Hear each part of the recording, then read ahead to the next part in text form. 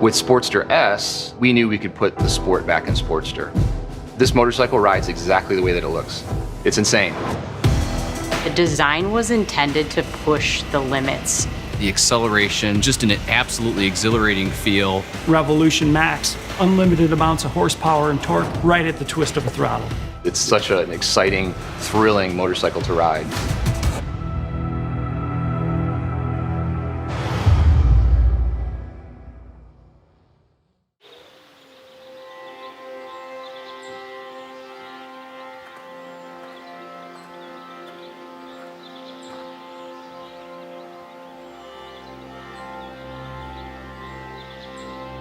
You can understand that you're in Scotland, and just wanted to welcome you to my country. I hope you have an amazing time there. There are some of the best riding roads in the world in Scotland, and so I hope you've got your Harley with you and that you're gonna get some miles done out on the roads. Really have a great time, and welcome to Scotland.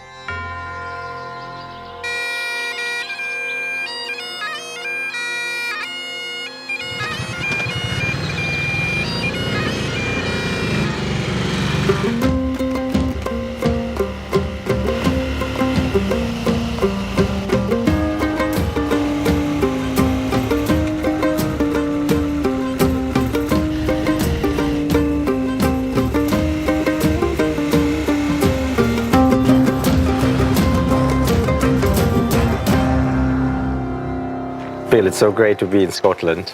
Oh man, what a beautiful ride through this beautiful countryside. It's amazing to be here, Jochen. This is a pretty awe-inspiring, emotional experience for me. My ancestry is here. Think about that it all kind of started, you know, with your great-great-great-grandfather in Scotland. If he had not gone to America, it wouldn't have happened. It would have been a different story. It's a labor of love, the restoration, the fact that they preserved it for riders from all around the world to come and enjoy and spend time here. Pretty awesome. Pilgrimage back to the roots. Heritage is so powerful, and it's really unique to our company, which I'm so proud of. Yeah, well, and it's so great to combine it, you know, going back to the roots and then launching a new bike, which has a whole history on its own. Actually, I was looking at the dates. If you think about it, they left for America in 1857. The first Sportster came to market in 1957, exactly 100 years later. And now we're here over 60 years later and are launching the next Sportster. It's quite extraordinary.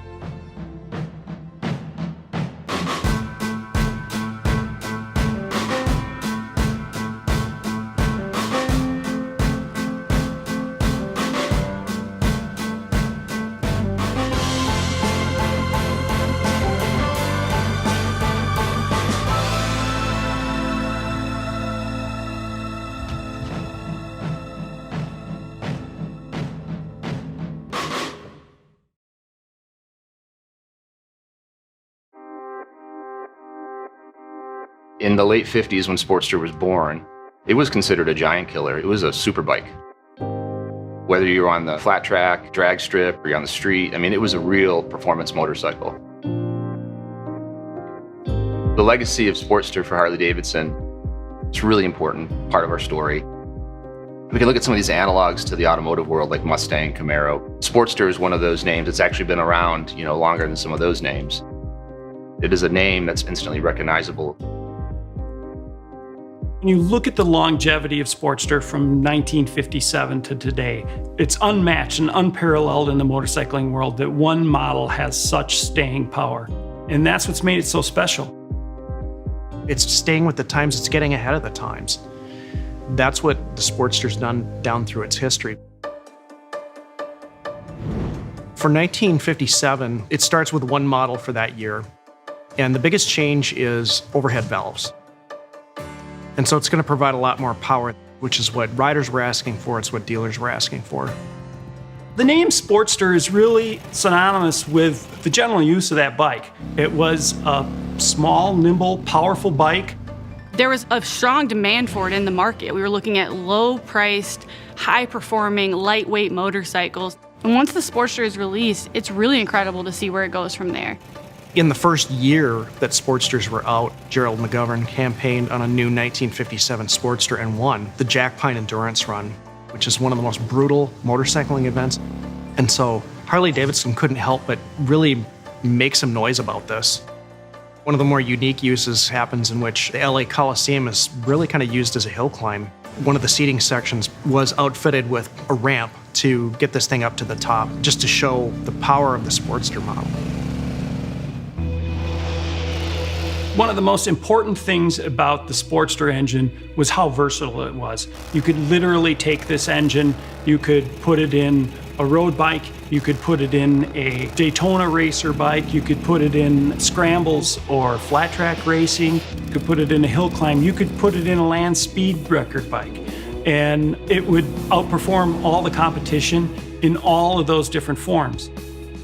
One monumental point in Sportster history really is the Sportster Streamliner. In 1970, a group of 4 guys developed this kind of long cigar-looking rocket run on a Sportster engine. The first time you look at it, some people might say, that's a motorcycle? It is. You're talking about a Sportster engine going 265 miles an hour and basically kind of crushes the land speed record for its time. A new motorcycle world land speed record. You know, the company's always looking at how can we take this thing that's great and make it even greater. So technology-wise, the bike is always moving ahead. And now today, we have the birth of the Revolution Max platform. So you're going from evolution to revolution.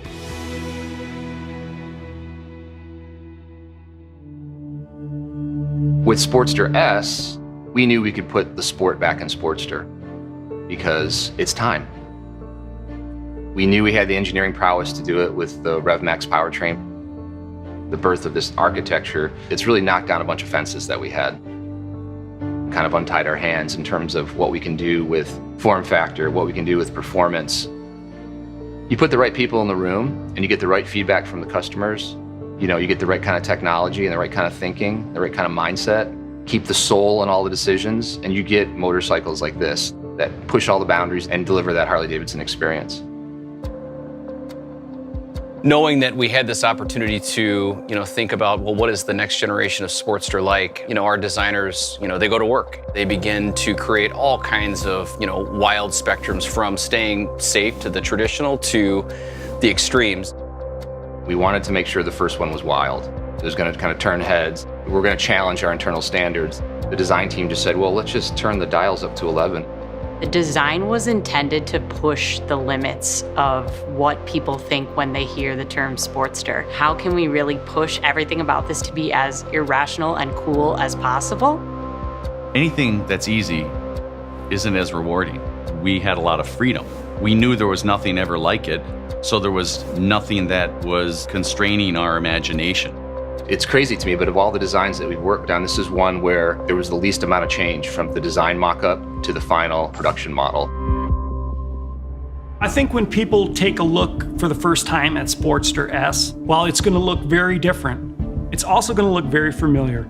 We wanted to stitch in some iconic elements of the design from different generations of Sportster. The tail section, XR750, the fat 16-inch front wheel, that's 48. If you look at what our customers do with Sportster, customization, you can have the same experience you've had with past Harley Davidsons in terms of making it your own. You can fully kit out the new RevMax family with all kinds of great parts and accessories. For this bike to really find its way into the modern era, we really gave ourselves a ton of freedom with regards to technology. The ride modes are amazing. It totally changes the personality of the bike. We have this really beautiful 4-inch round TFT display. It's Bluetooth enabled and allows for us to have turn-by-turn navigation and no longer having to worry about the traditional Sportster method of taping your directions to your tank and trying your best to remember how to get there. But it also has all the upgraded riding safety enhancements. Having cornering enhancement, ABS, allow for a better riding experience. It's just like Sportster should be, and it's completely unlike any other Sportster you've ever ridden.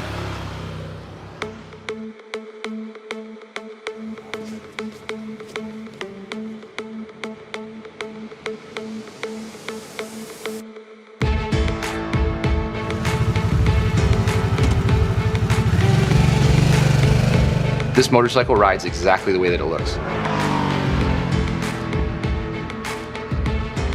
It's such an exciting, thrilling motorcycle to ride. If the 57 Sportster was a giant killer, then this is an apex predator. I mean, this thing is the ultimate evolution of Sportster. This will surprise a lot of people out on the street at just how competitive this motorcycle is in some of these performance metrics. It's just pissed off and ready to wreak havoc. Just an absolutely exhilarating feel. We tuned the delivered performance to be more torque-based. So stoplight to stoplight, you're gonna be able to crank it and beat your buddy to the next one. There's just so much to unpack in terms of what the bike delivers from a performance standpoint. 121 horsepower. 94 foot-pounds of torque, 12-to-1 compression ratio, and a peak RPM of 9,500. 500 pounds, which feels just incredibly light, maneuverable on the road. Every ounce of power is just a whole lot of fun.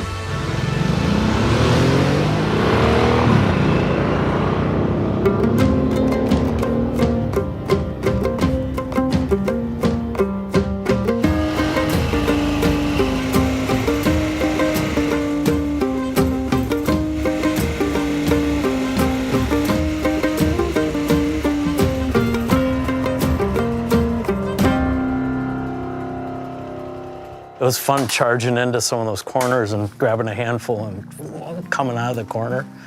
Perfect bike for twisted roads of Scotland. Yeah, absolutely. It was fun.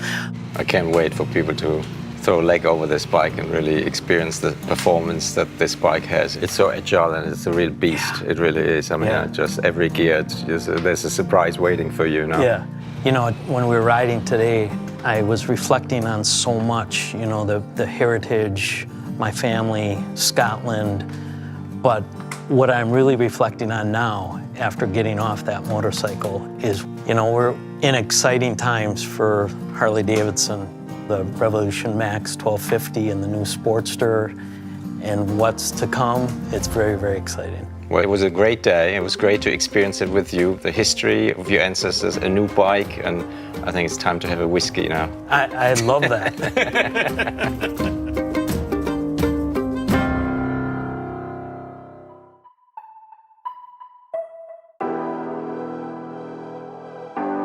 The future for the Sportster family, it looks incredibly bright based on this motorcycle. And we've got some really cool things up our sleeves, we always do. There will be future models that will definitely tap into some of the more classic form factor of Sportster. We're really not adding the next chapter to that story, but we're adding the first chapter to the next book.